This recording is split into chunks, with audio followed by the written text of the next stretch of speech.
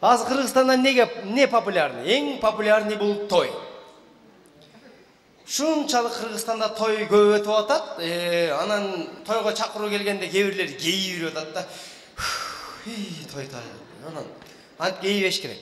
Бой болгондон көрөк той болгон жакшы.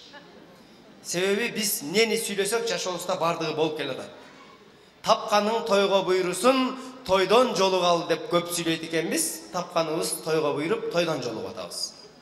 Анан ал тойго барганда дагы жөн эле сүйлөп кетип калбай, кийинки тойго намек таштап атабыз. Эми кийинки жылы ушу 2 жаштын бешик тоюна келели деп. Айттыңбы, келгейби. Тойдо сүрөтчүлөрдөн катты коруп калыптыр тойго баргандарчы. Сүрөтчүнү көргөндө снайперсти киргенин көргөндө. Ата жұрт деген деле келет. Келгенде эле калп эле бияктарды карап, бой кысалар арка өтө кетип, мындай сүрөткө түшпөй калыш керек.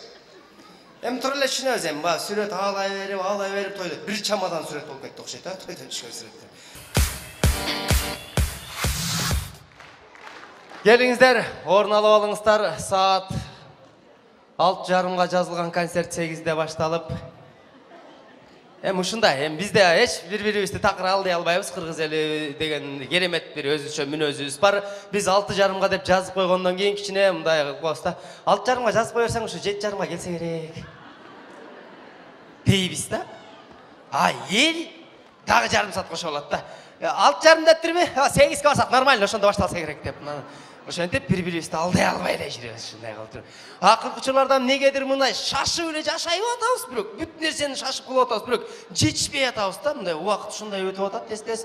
Көчөдө деле эркин жүрө албай эле тез-тез басып эле таанышың көрүп калып, кана деп кетип калып эле үйгө кирсек деле бир жерге отура албай эле нар комнат, бер комнат, кухняга кирип эле ушуну далдактап эле жашап калдык го.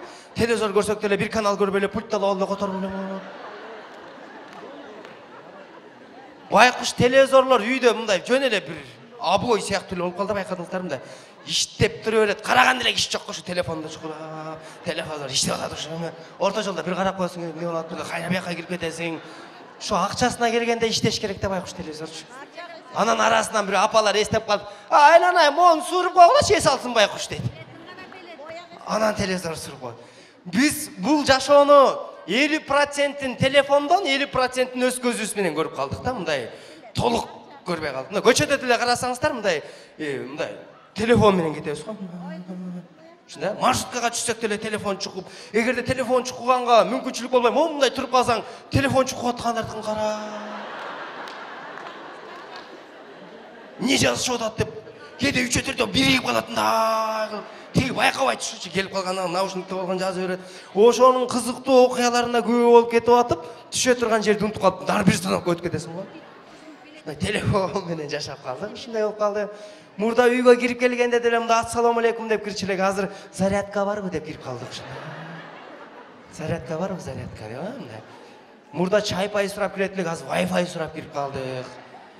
Мурда мен могу диванга жатам, мен могу кроватка жатам дейт элек, азыр кроват менен дивандар бош калды, точкасы бар жерлер занят.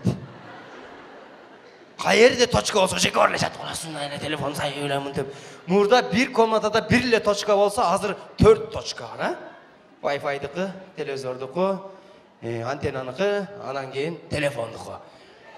Мурда мындай бир жериң ооруганда же курсагың ачканда адам настроение болчу эле го, азыр андай настроение эмес. Азыр могу батарейка отуруп атканда кадимкидей настроение болобуз, 10 эле процент калды деп мындай өмүрү түгөнүп аткандай го чиркин.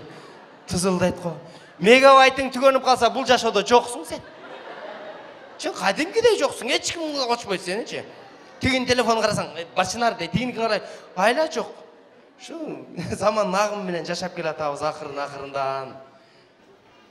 Негизинен багы ниетке жараша деп коет экен бардык нерсе ниетибизден болот экен. Илгерки кыргыздар менен азыркы кыргыздардын айырмасы эмнеде десең, бардыгы ушу сөздү айтат экен, ниетинде эле дейт. Илгери биз азыр мындай башкача жашап калдык, алар такыр башкача жашаган экен, мындай уруша кетсе дагы каалоо тилек айтып аткандай урушчу экен да, бири-бирине мындай тос сүйлөп аткандай урушчу экен. Эй, бай болгур, башың өскөр, акылыңа киргер, тукумуң улангыр деп урушуп, бай болуп, баштары өзүп, тукумдар уланышыптыр. Ниеткен да бардыгычы. Азыр кантип урушасың? Эй, жетин деп атып эле көбөйүп кетти деттондор. ниеттен да. Дагы бир белекет болсо эле, талада калгыр деп атып, жартысы жок мигрант талада калып кетти. Атчан бирөө айылды кыдырып чапса эч ким жаман көрчүмөс экен. Эми жүрө берсинчи, мас болуп калыптыр эми. Аман эсен үйүнө жетип алсын дейт эле. Азыр аттын ордуна машина колдонуп калдык. Машина менен зуу деп бирөө өтүп кетсе, аман болсун деген киши жок. Өлөт экен могу бүгүн өлүп калыптмы? Деп атам, ошондой болуп атат. Ал эми апалар дагы аталарга башкача мамиле жасачу экен, мурда мындай байым келатат, байым деп. Эми бай болбосо дагы байдай жашап өткөн да аталарчы. Азыр кантет? Аз кичине кыйшайып калсаң эле, тиги шүмшүк келатат деп атып эле шүмүрөйүп калдык баарыбыз элечи. Балдарды эркелеткенде дагы арыстаным, жолборсум, батырым деп эркелетип, арыстан, жолборс, батыр балдар тарбия алыптыр. Азыр кантип эркелетебиз?